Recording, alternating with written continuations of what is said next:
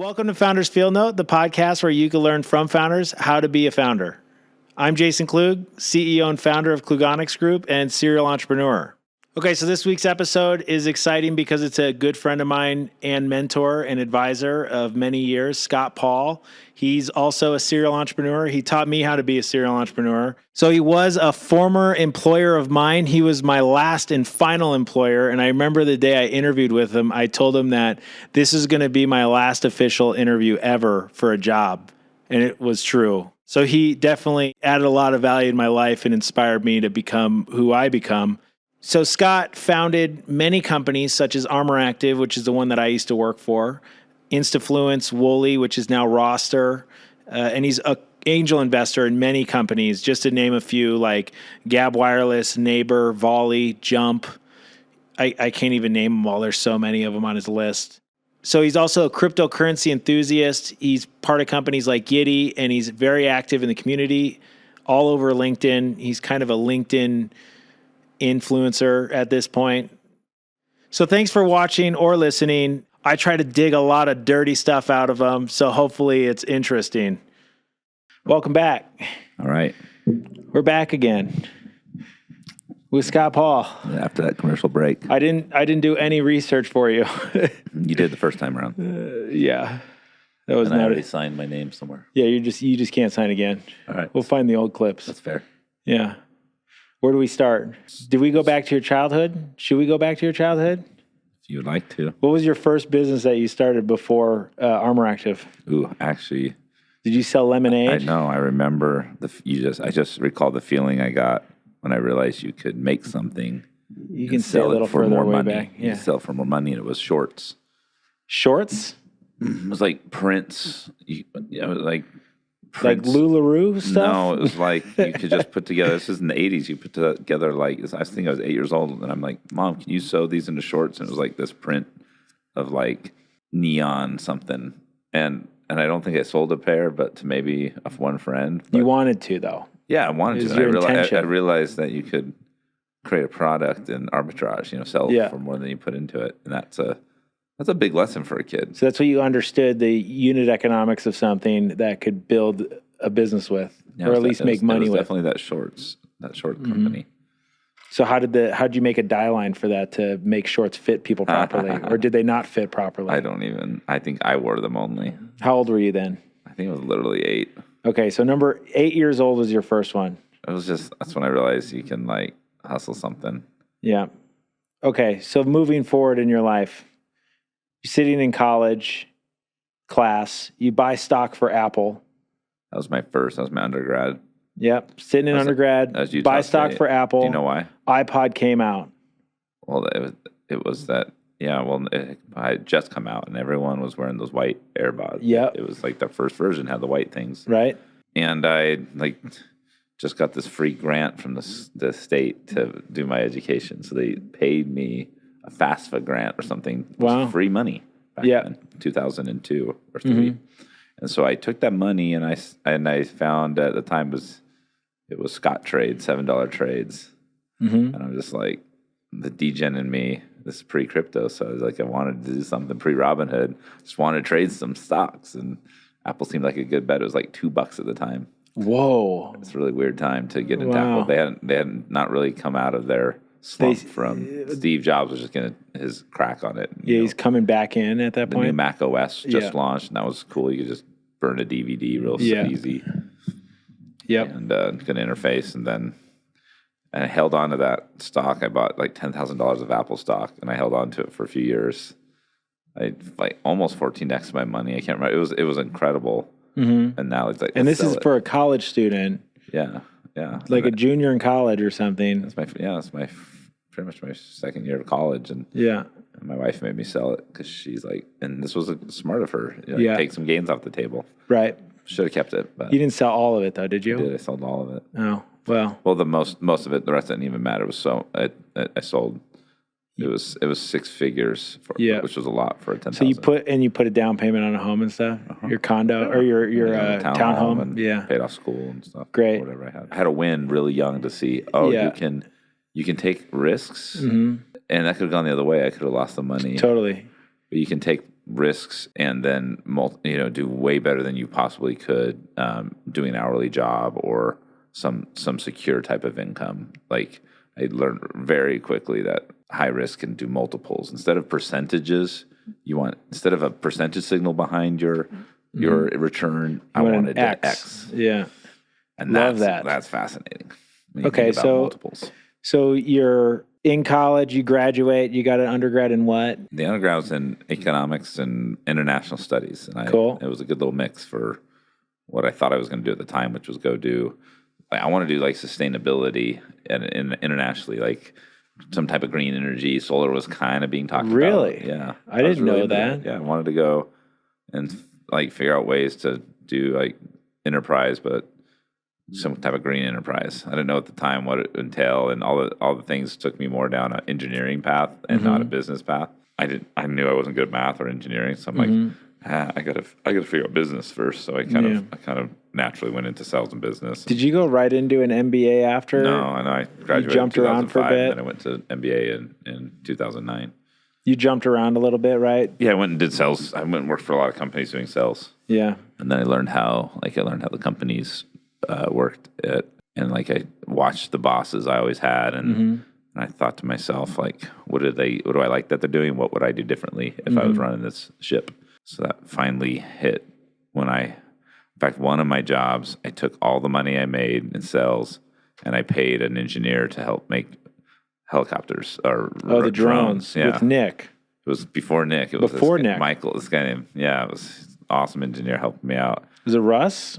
No, Russ? No, you never met this guy, Michael Colton. Yeah, he's an engineer.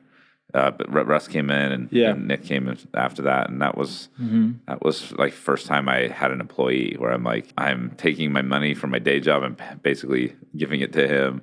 And this is this is 2007 or 8. Yeah, very early in the drone game. Yeah, this was the first drone. I remember seeing the video when I first saw a drone. Yeah. It was over in Germany. It was called a microcopter.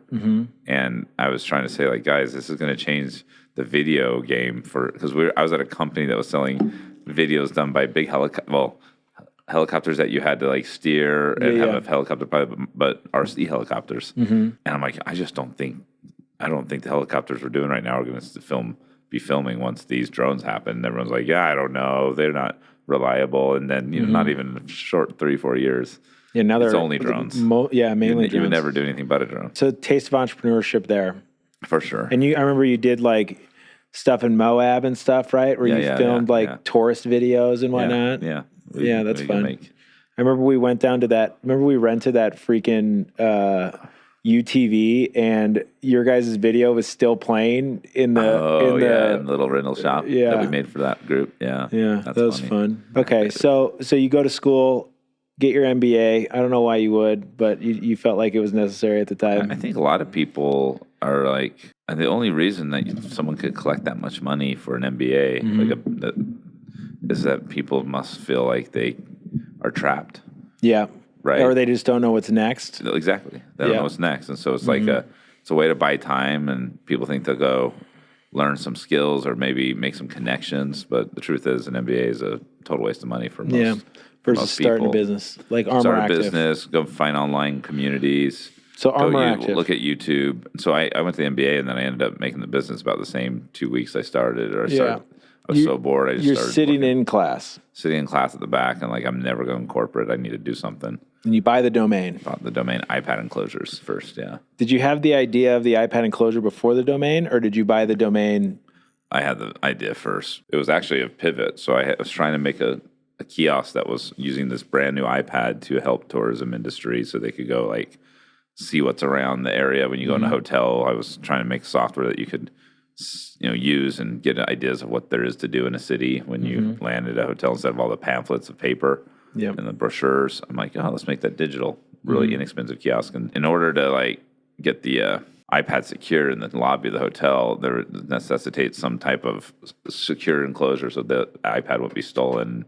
So I had a prototype made, and that prototype was simple enough, and that's what the hotels wanted. They actually asked, like, I don't really like the software, but that case is cool, and they want to just put their hotel like room rates and their visuals there. And so they actually informed me that maybe my software wasn't going to be the nice thing. And the software was going to take tons of work to do anyway, lots more money. And so I just ended up making these metal boxes, had like 10 of them made, took a photo of them, and then I bought iPad enclosures and then I put that up on the website. It was just a metal enclosure as the main header of the whole website. And then like I can't even explain how quickly the calls started coming in. Google must have indexed it was crazy really quickly. And then I was shipping to all over the world instantly because of the key name was what they were looking for. And so, and this is a garage business at first. Yeah, it's an in-the-home garage business. Working with Laser Jake. Was Ken there at that time? Ken joined really quickly. Ken joined quickly, and then Andrew salesman number one. On the first, right? Yeah. And then there's about 20 people, and then you came along. Yeah. 15, 20. I was like 15, I think. Yeah. Well, I started in sales. Yeah, that's right. And it was funny because all the calls that would come in, I was basically doing research versus actually getting deals. Yeah. Remember? You're already like, so what do you need actually? Okay, we don't have that, but what if we made that for you? How many would you buy? Director of product at IBM calls. Oh, yeah, you're important. Let's chat for a minute. We don't have that, but I can make that for you. Give me a day. Can we meet again tomorrow? Do you know how worried I was? Like, I knew these big names were calling in, and I'm like so concerned that most of the sales guys were like, had no way to handle it. Shows the two products we had, and like if it didn't fit. Yeah, I don't know if they knew how to like sell a custom until I came in, and then you came in and started then we could start engineering, and actually some of the biggest deals we ever had revenue wise were just a little. They needed one extra hole in the metal or like one go extra. pay go. Yeah, they need a. Well, that's a complete custom. Yeah, that was a complete. What was that? Did we get paid for that? What did I name that? Remember the Pike? Yeah, the Pike. That was my POS. What did we design. name the waterproof one? The Proteus, which I have right over there somewhere. You do. Yeah. Oh, it's right there, laying there. gosh, See, that's the one you peed on. Okay. Literally, prototype number one. Did you hear this story, Aaron? Okay, prototype number one. Scott, we received it and we screwed it together. I put an iPad in there. We determined it was waterproof, so it worked. So the idea was, let's make a viral video of Scott Ball playing Angry Birds with his piss. This is the longest thing I've ever seen. So all these dudes go into the men's bathroom and they're taking turns peeing on an iPad. And my very first prototype is my professional prototype. Would actually move to see if we could play Angry Birds with cameras all pointing on it and stuff. And I'm like, I can't believe you have this. This is the best job. Of course, I'm going to say that was my first prototype ever. How much did that cost? Like $200. It's not bad. Not bad. It worked. It was watertight. Heavy. Yeah, remember we wanted to make it like this beefy outdoor thing that can withstand the elements. Oh my gosh. Yeah, that you gave me a sandbox to experience, mess around with business, but still add value. Obviously, and you were going out and building all the value. You were going out and building all the contractors and figuring out who could do what. But the interesting thing was, you'd have a salesman would walk into my office and be like, "We got this client. It's okay. Let's get a call going." Yeah. Do the discovery process, pick the client's brain, figure out their needs, formulate this, what the perfect product would be. Yeah. Go back to the drawing board, draw it up, 3D model it, render it. Yeah. Go back, pitch it, with Ken figuring out the cost and the doability and manufacturing and stuff. Yeah. And then we were just doing that every day. I love that you have this stuff around because I have such PTSD from that. It's a building block. I don't keep any of it. No, it's a building block for my career. You know what I have? I always go back and tell the story and show LeBron James in front of all the That's cases. right. That's all you had at the time. It was great. With his shoes and all the iPads. He's pointing to our iPads, but he's just talking about his shoes. He's talking about his sneakers. In his store down in Miami. This was like 10 years ago. But the things that, with that business is That's like 10 years ago. That's insane. You built an awesome culture. Yeah. Everybody you were doing it here. You got your Friday lunch here. I loved it. I kept a lot of that stuff here because everybody looked forward to Friday lunch. Yeah. But everybody was not only loyal, but they worked hard and they were all part of the mission. It was a really flat organization. I don't feel like anyone. There's some people have beef with Kyle, the boss sometimes, but everyone Mr. Operations. Mr. Operations. Yeah. Mr. Business. Right. But for the most part, I felt like it was a lab where everyone was just having fun and goofing off. But we were building value. A ton. That's what you're supposed to do when you're having fun. It was great. Some people think that having fun and building value are like I think those are congruent on You can have fun in building value. 100%. Yeah. It's actually really fun to build value. This is something interesting, though, that is another takeaway that I had from working with you, is that you founded a business within a business with Vodo and then Instafluence, right? Yeah, yeah. And I mean, obviously we've done that here with the brands we've built, on top of having all the product development manufacturing resources. It's like, okay, let's build some brands. Yeah, I basically took everything that would have been like salary or money that I, as an owner, could have kept and changed my financial situation. Instead, I invested it in a mobile app that never ended up. But they did work together. I think they got like $4,000. It was supposed to. They worked together. The original idea was going to work together. Well, I mean, the whole thing with Vodo was, the shoe store, the sunglass store. Yeah, you have the physical kiosk. That gave me the idea. Was we were talking to them, and they had this idea, and this kiosk where you were going to like try on glasses and get feedback from your friends, and it was a localized experience. I'm like, that should just be a social network. Yeah, and it had tied into a physical device. Yeah. I remember making all of the Vodo kiosks examples for you to pitch with.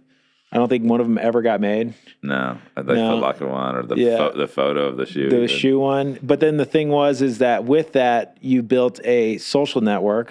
Well, social. Yeah, which is, I still think, a very well put together and built app. It was a fun app for a while. It was good. Had a lot of people. And then from that, you learned influencer marketing, very early stage, where you had 10-year-olds and 15-year-olds with meme accounts that you were asking to post Vodo for $5 or $20. $20. I think we could. Back then, you get 150,000 follower account. You got on 500,000 for users. $20 in PayPal. You got 500,000 users. Yeah, you remember and that, then you're like, oh, wow, this is influencer marketing. Yeah. And then what actually came out of it is Instafluence. Yeah, so out of that app, it's like we went, what I thought was going to be a ticket was a technology company, a social network, but it ended up turning into a service, which was helping other apps grow their downloads through influencers. And that ended up at Disney. Yeah. But a company of Disney bought that in 2015. And well, after Armor Active had already sold. Yeah. So you sold Armor Active, then you pretty much bailed. Yeah, that was April of 14. I never went back to the office. Yeah. Like I said, I had PTSD. I was like, I don't ever want to see another enclosure. I remember you had to beg me to stick around for a few months. Did I? Remember that? Like when I was like, Scott, I want to quit and start my company now. Buy me a computer. Yeah. Did you stick around a little bit? And I convinced you. You bought me a computer. Oh, so you didn't. So I didn't convince you to stick around. No, you said I had to stay around for 3 months. So I stuck around for 3 months. Yeah, that's and then I bailed. You had to get a paycheck for a little bit. Yeah, but I had that Best Buy deal, so I had cash. Oh. So the timing was right. After I bailed and you bailed and everybody just kind of fell away. So founding a business out of a business, selling Armor Active, your first baby, and collecting your first big check.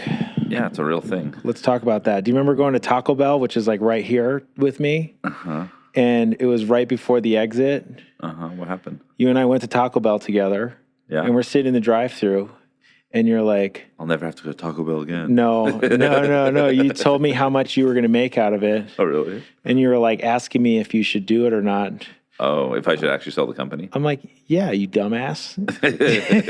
Take your money. Well, it's a big question that people have to ask. I think the timing was right because you're kind of bored of it. Yeah, I was bored of it. And I was already on to something else. But you don't just sell a company just because you don't. Like some people believe, like, for example, what we're doing right now. Yeah.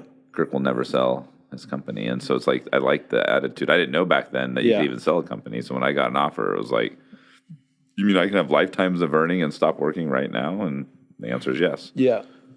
There's definitely times where you wouldn't, when you wouldn't though. Or if you knew that, if you felt really strong about the market or the product and what you're coming out with. Or it's a good cash cow. I didn't really trust any of that. It was hard work. We had a lot of employees a lot of headcount for not that much EBITDA and seriously, revenue. Yeah. In fact, I'm sometimes surprised it even sold.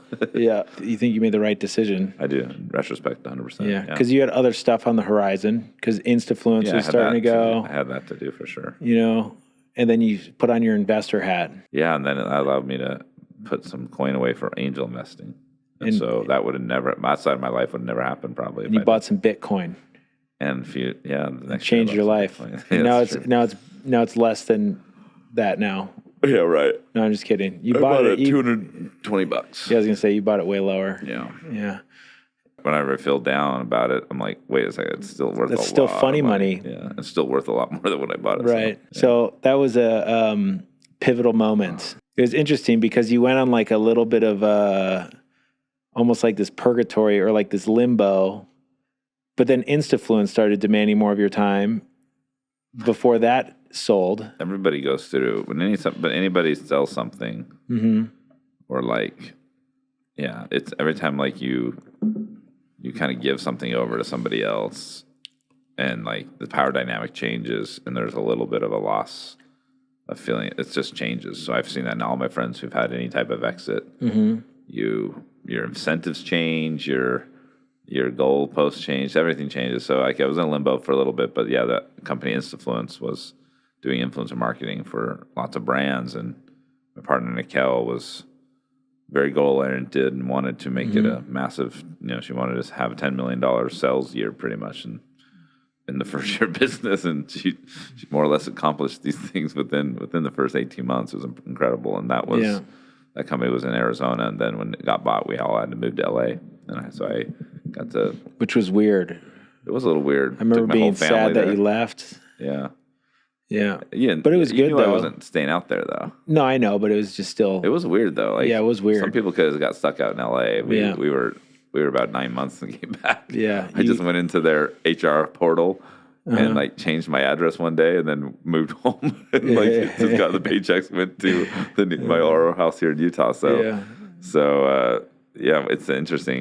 It feels like kind of like an episode of like Silicon Valley or something. Like, we were quite literally paid to do nothing. I was going to say, I couldn't imagine you sitting in a big office full of people trying to figure out what to actually do. No, yeah, I was not.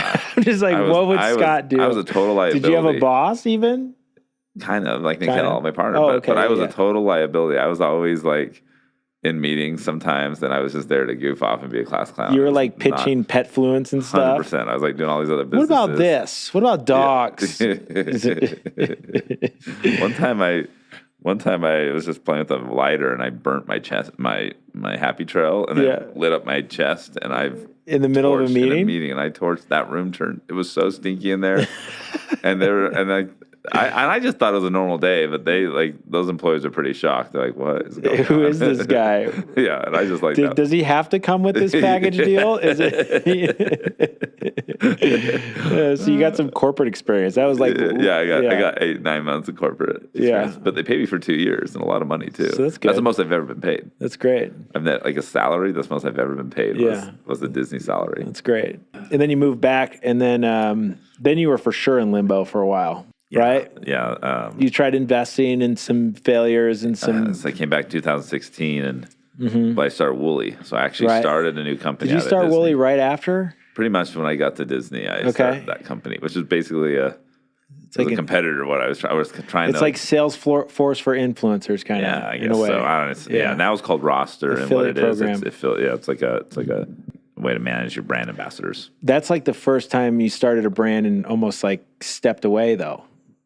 You founded it, you got it going. Yeah, I stuck with it for 5 years, and then I just didn't have it in me anymore. That was too many years for me. I don't go that long on anything, and so I had my friend come over as CEO, and then he recapitalized it, and that was a pretty good company. Honestly, it's always been a good company. We've been using it; it's good. Oh, you do? Yeah, I think we still use it. But I remember, SaaS is hard because it's like you don't really. It's not like something that sits on your phone, really easy, like a game to play. It's you got to log in and like do work, and I hate B2B sales. Yeah, I don't want anything that requires me to not have. If I'm doing something on my computer, it better be really easy. I don't want to play with like Excel sheets and stuff. It's great for the brands that, as a tool. So yeah. Well, someone's doing some MarTech and they're really smart and they know how to do that, and and that's great for those people that are making strategies. But that's why I never was good at that company, is because I wasn't I wasn't the user, so I didn't know what to do for it. I kept trying to make it more of a consumer company. Remember we went to the cabin that one night, and you were just like, you were spitting out so many ideas about what Roster could become. No, I want to make it this. I want to make it the marketplace. I want to make it this. You were trying to make it the marketplace for like review, like personal reviews. You're things. like, but wait, what if you buy a couch? What happens then? You know, then you kept, that's how I like to so you think kept about having all these ideas, but the thing is that I didn't have a team to execute on anything. That's what I was going to say. You hadn't even dialed the main product yet and weren't monetizing it yet. Well, we were a SaaS company, so they weren't running as fast as you wanted to run. Well, but I think it was smart for the company for you to step away, though. Yeah. Oh, 100%. Yeah. And then you kind of I get to do what I want. Then I went to DeFi crypto land and now personalized medicine. Yeah, which is exciting. Supplement. And my roles are mostly around like sharing. I've always like my skills aren't like project management or, I'm not doing fancy decks and making presentations. I don't have those skills. I generally like to find things that are like startups or anything that are kind of ready and then put fire on them. Advisor, yeah. We'll just connect them to the right people, the money, get them there, tinker with their idea a bit because sometimes there's huge changes you can make in the first year that will actually help you find that product market fit. Just like little changes or like little things you should drop. A lot of people think too hard on things. They're trying to do too many things, and that's everyone's a victim of that. You've seen me do that. You have several companies here, right? Yeah. Like Apple doesn't have several companies. You know what I mean? Like, well, they have several departments. Sure. So I look at my companies as departments now. Okay. But I did have to focus for a while before I was able to successfully do a side company. Here's something that's interesting that people don't see is they always see your wild wig covered side and your goofy posts. But I've seen, now knowing you for 10 years as like an advisor, I've seen your very serious advisor role or like personality. Yeah, you've cried to me on the phone before. Yeah, well, you've cried to me too. I know. But I've seen that side of you that most people think, who is this guy and why would anybody give him money or something? I think that's why I do the wigs. I know, it works. It's juxtaposition. Well, it drives attention to you, which gives you clout, which makes more opportunities come to you, which is valuable. Yeah, that's true. I mean, I think that it is a world where attention is almost everything. And if you can garnish attention with low costs, like if you can do something that will get more attention without spending the money to buy people's eyeballs, that's gold. That's gold. And so, in a weird way, I think everyone should be attention seeking. Yeah.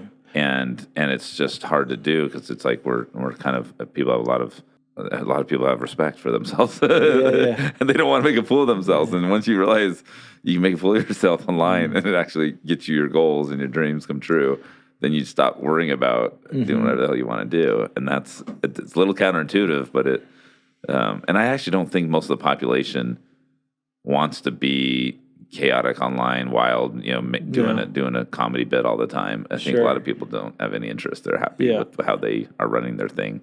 I'm really impatient and super hyperactive, and I have to. Yeah. I don't even plan on making a scene. It just happens. So, but that being said, you drive in a lot of attention and opportunities where people come and they want to pitch you, and then you almost make it. I have a venture fund, so it's like you make it like a public thing, right? Yeah. So Convoy Ventures, Convoy's, and you focus on co-founder-led businesses or startup businesses. I like two people making a company. I like a CTO and a CEO. Yeah, which makes sense. But the interesting thing is that the difference of you online versus sitting with you talking business strategy, growth strategy, and stuff like that is just a very different Scott. Probably. It definitely is. I've seen it.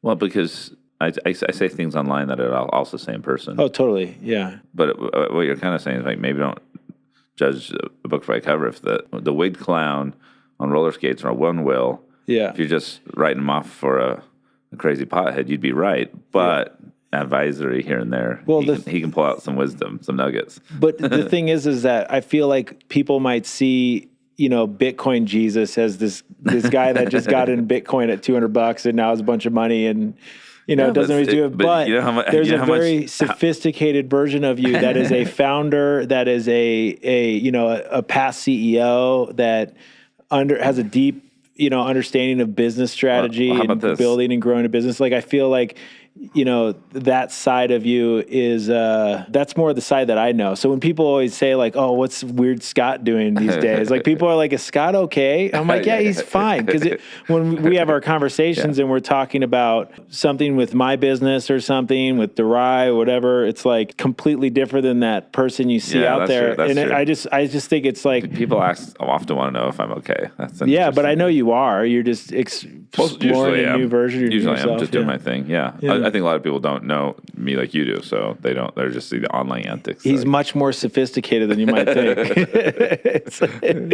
I've learned a lot from, I appreciate that. Think about decisions that I've made where it's like, okay, before I do this, let me throw this at Scott. What would Bitcoin Jesus do? Yeah. Well, no, remove Bitcoin from this because all the DeFi stuff I've put money in of yours has not been doing well lately, but that's okay. It will in the future.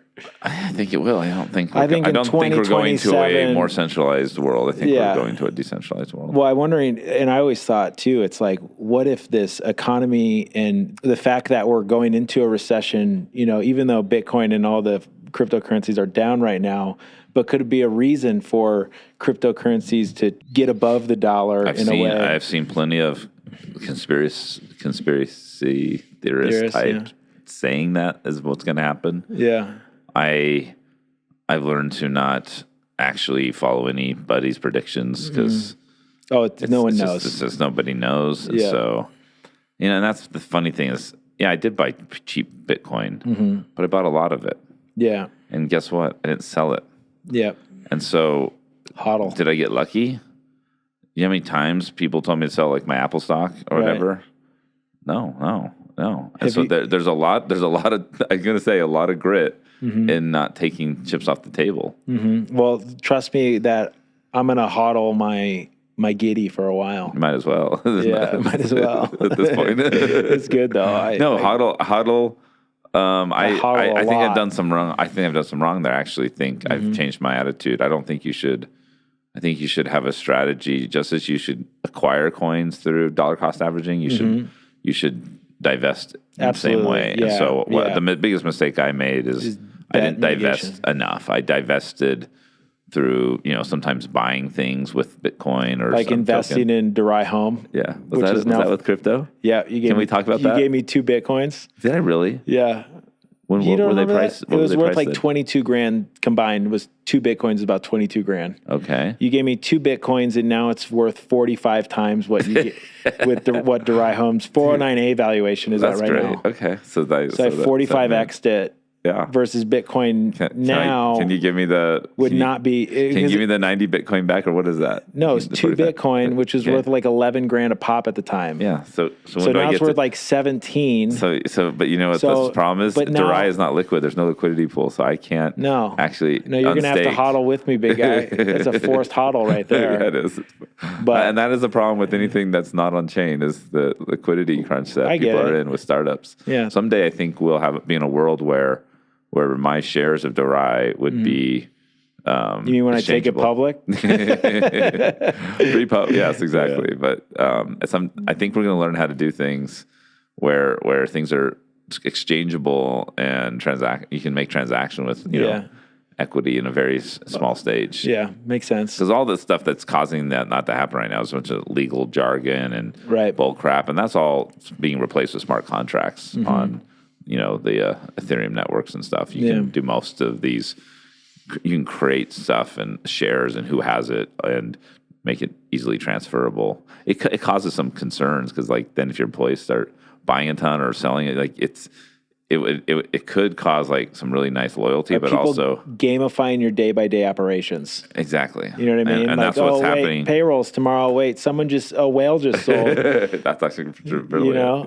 That would happen. You almost need it separate from your. Well, and that's what happened to Giddy. Giddy is an app and a token, and people are not separating the token from the app. Right.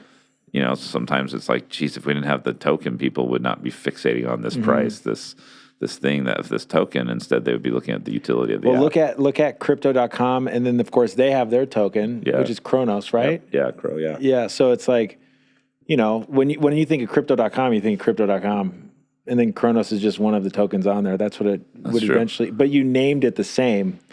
Versus See, that might have been That might have been a downfall. I wonder what that's. I love it though. I think I don't think it's a problem. I don't think it's a problem. I don't think it is either. That's a good idea. I don't think it is either.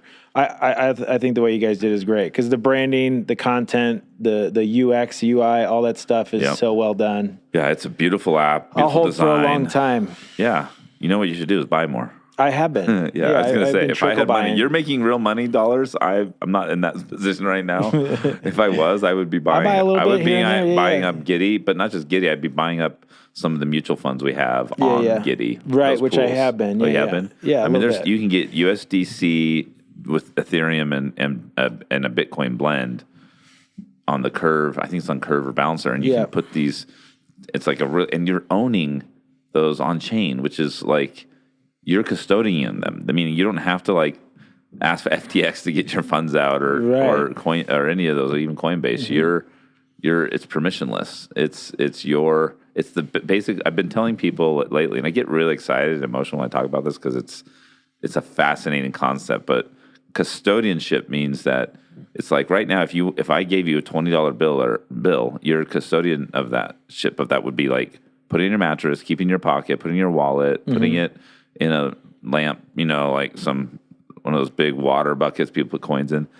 You have that money, and you can pick and choose what you do with it. When you give it to the bank, you no longer have any control of what they do with it. You give it to Wells Fargo, you give it to even a brokerage account, you've lost custodianship of your money. Yeah, and you're trusting them. Like BlockFi was more that BlockFi was completely custodian. Yeah. You transferred the money in. Then you might get it back after 5 days or something. Or you lost it. Some people lost their money. Or you take loans out on it, and then you're and Coinbase is custodian. But what happened is people built ways to do custodianship with hardware wallet. So you can put it on like a ledger, or you can put it on a software wallet, like a MetaMask. Yeah. And so what Giddy is basically like if you had digital gold or digital anything, you get to own that and do what you want with it in a digital wallet. So it's like a digital pocket, digital wallet. Put it in there, and it's encrypted by a key that is your key, but it's also uniquely, we've like put it like a Horcrux, like Harry Potter. It's in several different places and reconstructs for you to log in with. So it's not a key that you have to memorize. You can if you want, but you don't have to go write it down with a big seed phrase like everyone does with these other places, which gives me a lot of anxiety. It gives me so much. When I was buying Giddy when it was on MetaMask and I had to do the freaking, however many words or whatever, I have it written down on a piece of paper in a safe somewhere or something. But do you have it digitally anywhere? No. Because it tells you not to, but I feel like I should, right? But it just. I mean, I feel like I have higher chance of losing it because of my own error than someone stealing it. Yeah. So I have it digitally. I'm actually doing I have friends that are going to figure out how to do clean up your wallets and get you out of your original wallets and remove and revoke all the permissions that you may have gave a wallet to access certain smart contracts and approve. There's a lot of things coming out around taxes and smart contracts and wallet security and ways to just kind of have best practices. It's just such a new concept that no one really knows how to do this. No one really knows how to store their keys. And so that's why Giddy made a really easy email only, and then the key gets created and sharded between your email and your phone. Do you prefer founding businesses or being a free man and just investing businesses? Being an investor is glorious. It's fun because if you get the energy, it's not about the return. I've actually been investing for 8 years now, and the first return I got was Donut Media. Those guys. Great. Sold last year. It's awesome. And I made that investment in 2015 or 16 when I was out in it's such Disney. An interesting investment for you. It was. And when you said you did it, I'm like, wait, the same donut, the car dudes I watch on YouTube? It's you drive the same damn Subaru, for like 7 years, 8 years. But no, so that was my first investment. And one of my first investments, but my first exit. Yeah. So investing so far, hundreds that I've done, little checks I've done from 5,000 to 250,000 into various companies, usually in the seed stage. I'm almost all exclusively in the seed stage, and truthfully, that work is not. I have no return yet in any of that except for Donut.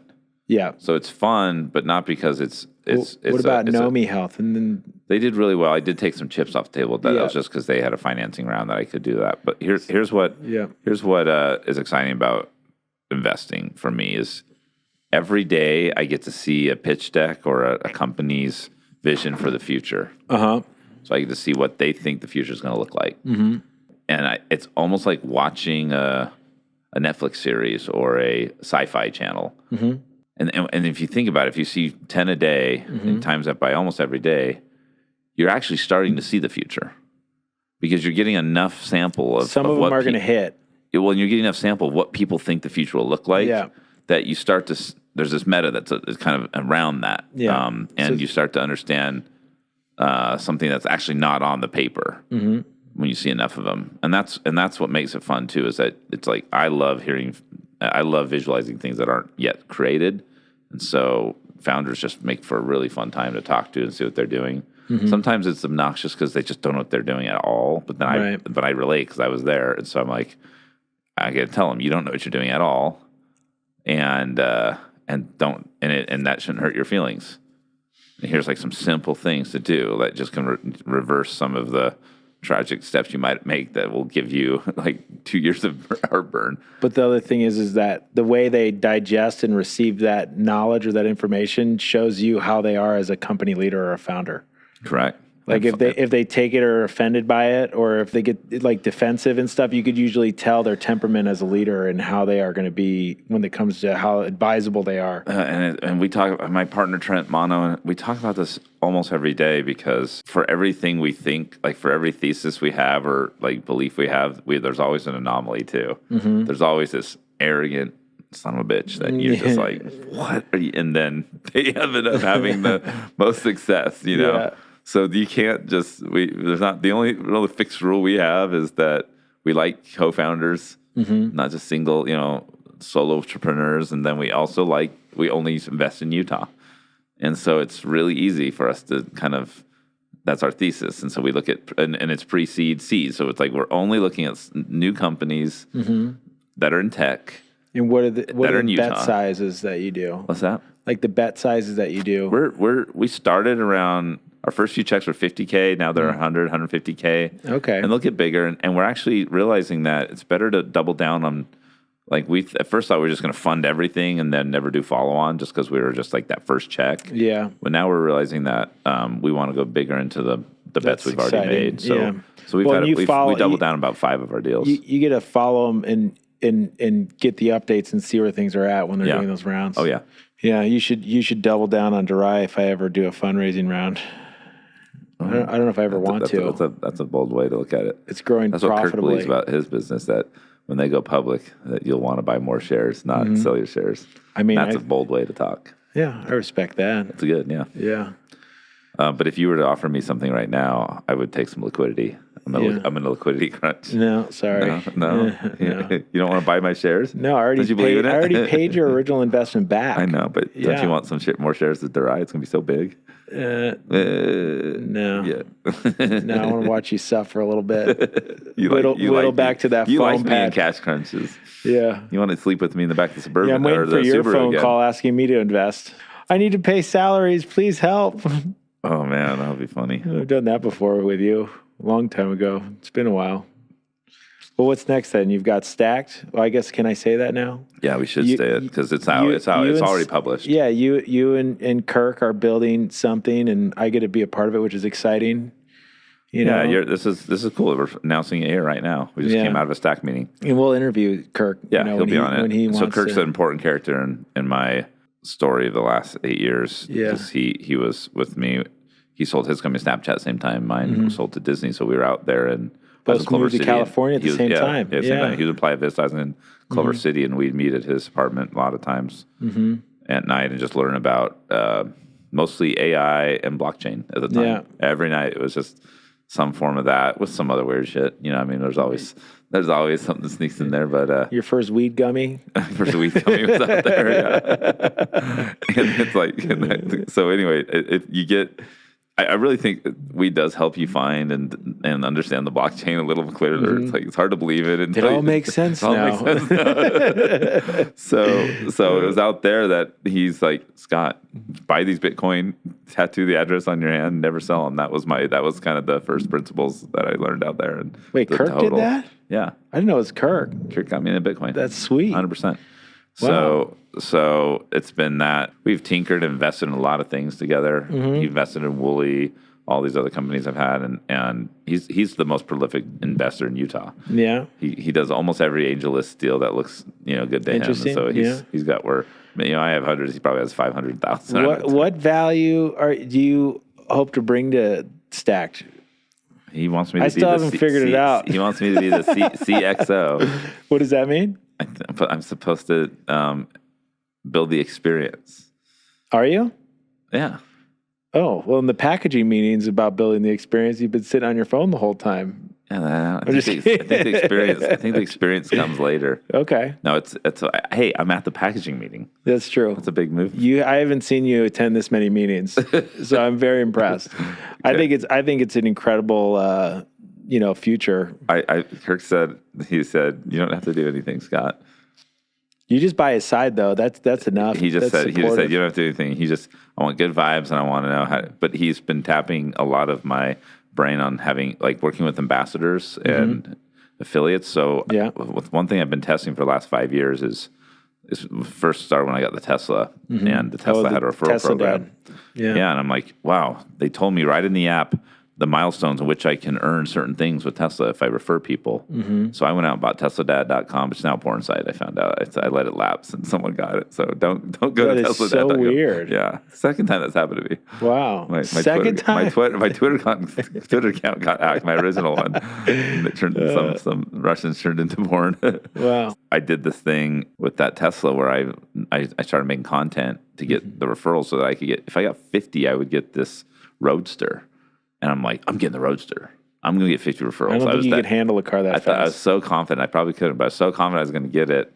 But I only got 10. Did they shut it down? I only got 10 is still pretty good, though. That's exactly what I'm saying. That's a decent. Still amazing. That's I got over a ton $500,000 of stuff in sales. with it too. I got a ton of things from that. Yeah.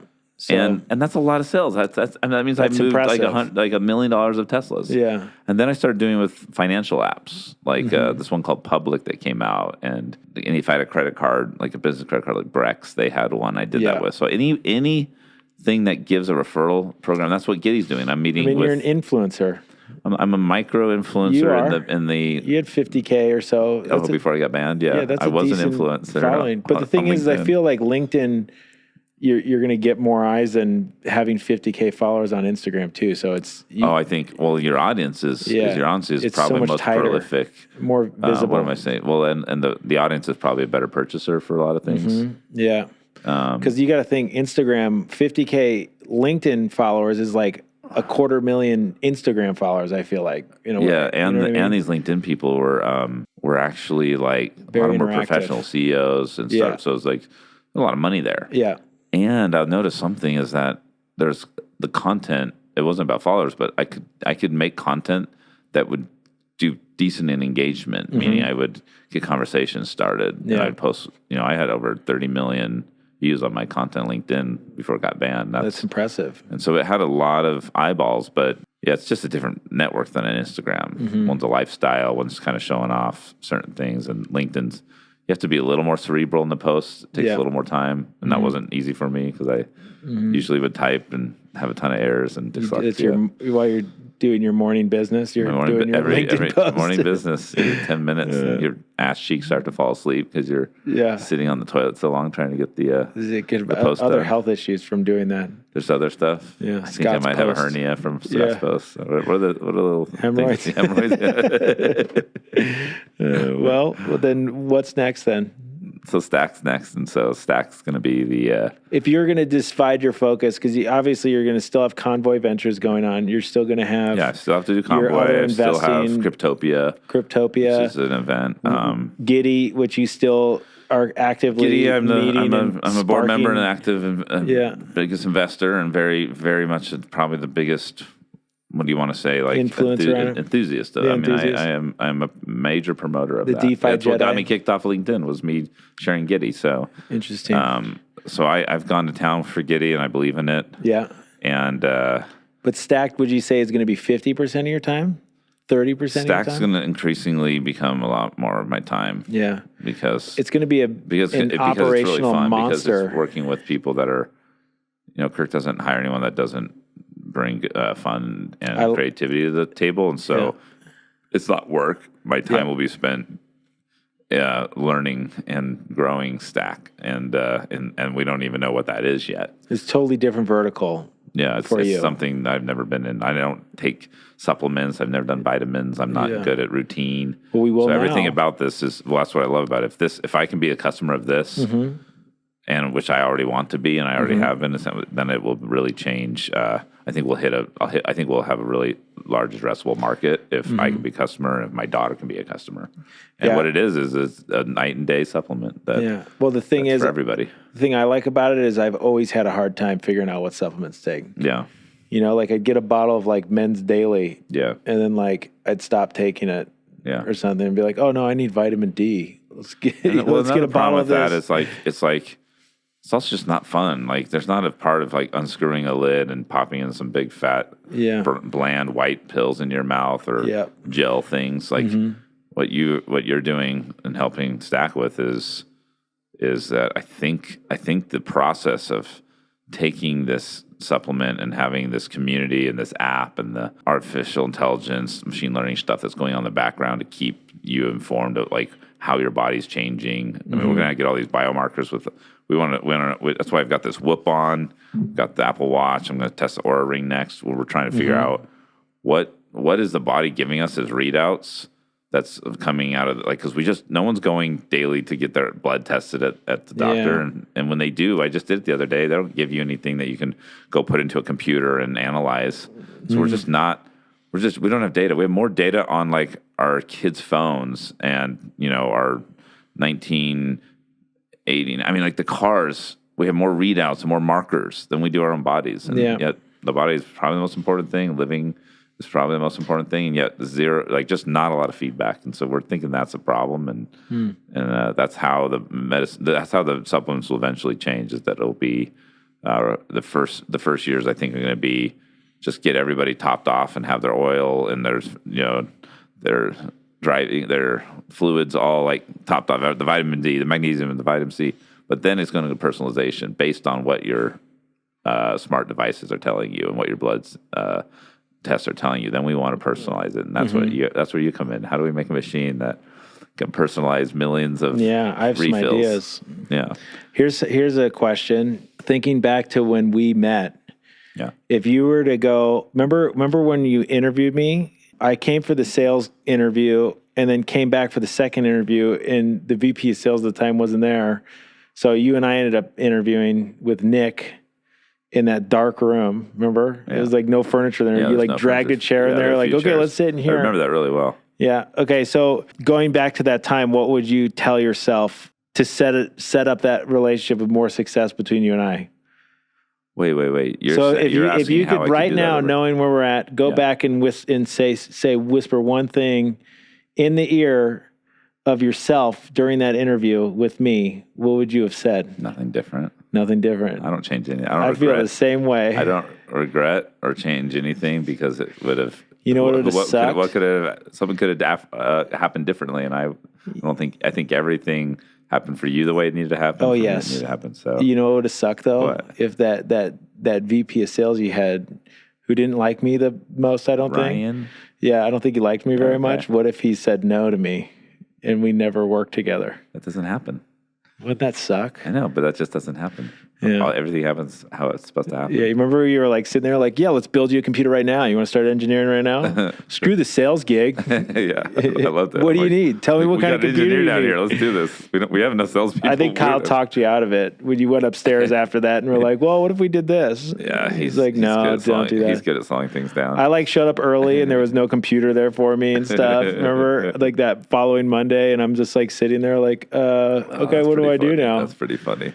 That was great. Those are moments, man. Those are key moments and core memories that change your career when you just took a chance and got yourself out of the sales floor by talking to clients and trying to engineer them shit. When you're supposed to be selling them something, you're like, let me build this. Well, my numbers aren't very good. I can't pay my rent, Scott, so I need a different job from you. What do you got?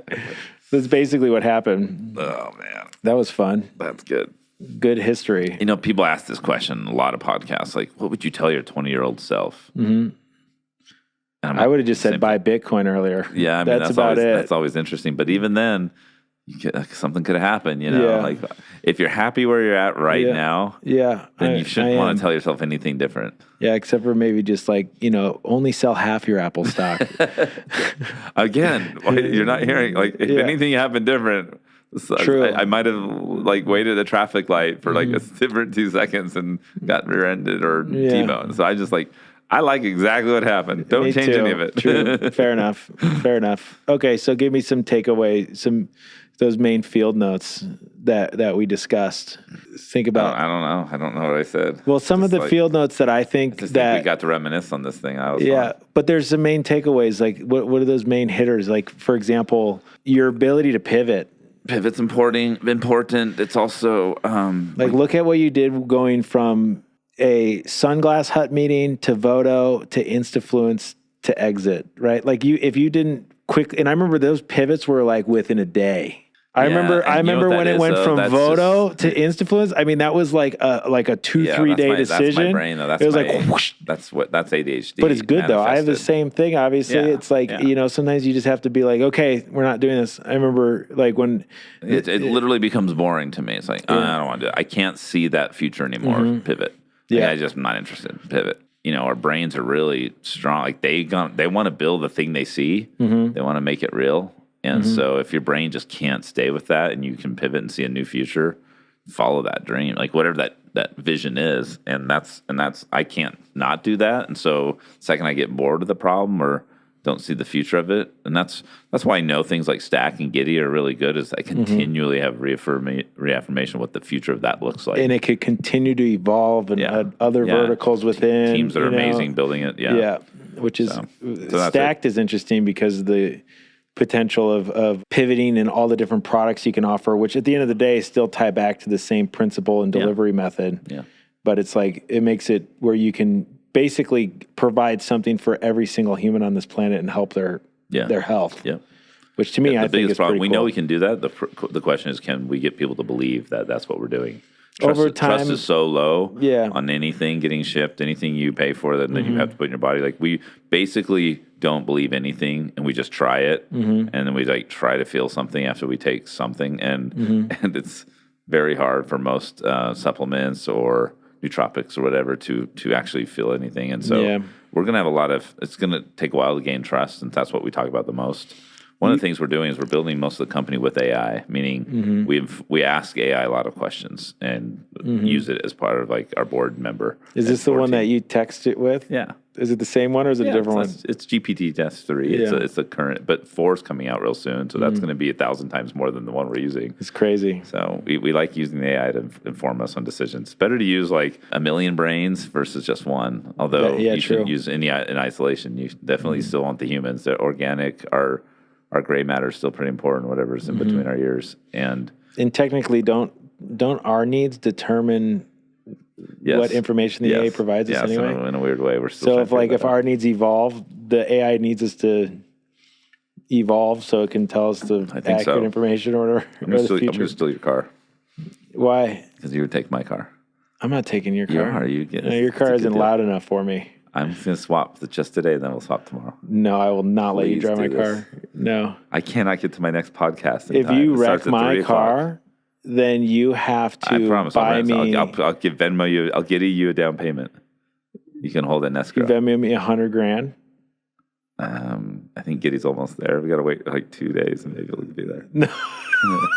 Come on, just do something. Okay, where is it? I gotta go to Silicon Slopes. Where is it located? Silicon Slopes. Where's that? Lehigh. I'll drive you. Okay. But then we got to get my other thing into the charging. I'll join the podcast with you. Okay, do. Can I? You can be in there. Benton's in there. He's running it. Oh, then I'll definitely do it Yeah, with come you. down. What's it about? It's the same thing. Okay, let's Web3. do it. All right. Thank you. And there we have it. Interview with Scott Paul. That was awesome. It was great to catch up with him, even though we talk a lot. But it's fun to chat and ask him questions on things that hopefully he hasn't thought about in a while. So some great takeaways. Definitely one that I live by is that high risk has high reward. You have to take the risk to get those big payouts. They're nerve-wracking, but it's worth it. You'll definitely find more success if you find fun in building value in the company. I think that's part of it. I learned a lot about company culture from him. It was always exciting to go to work when I worked for him. And I feel like at the current company I run, that's very important here. So I see a lot of value in that. And I think the team sees that value. I don't know. Do you see the value in that? Okay, great. See, validated. Another note that he said, which I thought was interesting, is that it's okay to be attention seeking and to get out there and make some noise, which he's proven to be successful, which is a lot of the reason why he's had so many great opportunities to invest in early stage companies, because people want to pitch him and get in front of him. So if he wasn't that outspoken and aggressive on LinkedIn, he probably would not have had a lot of those opportunities. Interactive with the community by seeing what's going on and where he should focus his energy. And I like to do that as well, especially in the consumer product space. And I definitely agree that that's a super valuable way to stay connected and intertwined with the industry, which is why you should listen to Founders Field Notes, because I have those people sitting right next to me here. Keep an eye on his next venture, Stacked. He's working with Kirk, which we'll interview soon as well, so you'll learn from him in the future. And thanks for listening and watching. And don't forget to follow us on Instagram, LinkedIn, TikTok. Where else are we? YouTube, podcast places, all over the place. You'll find us. Just search us. I got to go to a meeting.